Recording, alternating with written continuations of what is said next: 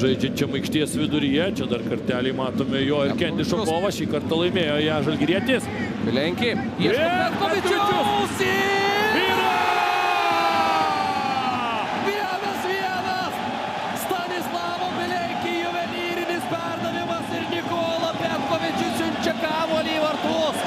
Atrodo, kad pavyko čia užmigdyti žalgiriečiams varžovų gynybą. Na, o Petkovičius kažkokiu tiesiog mistiniu būdu įneša kamuolį į vartus.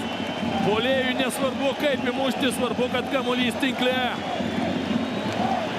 Triumfuoja Vilniaus Žalgirio sirgaliai. Triumfuoja ir Vilniaus valdžia. 2 baudinius jau buvo paskyręs teisėjas į Žalgirio vartus. Vienas čia tikrai nėra. Nebuvo realizuotas, o čia, na, vartininkas lietė kamuolį, bet pakreipė jį gal net į koją Petkovičiui. Na taip praslydo, tiesiog kamuolys neužtikrintai čia sužaidė Seiličius.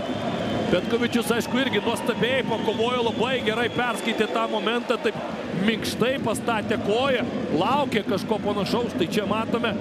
Ir tikrai puikus epizodas, rezultatas tampa 1-1. Nikola Petkovičius 11 jo įvartis per 8 pastarąsias rungtynes. Na tiesiog kosminiu dabar ritmu muša įvarčius šis.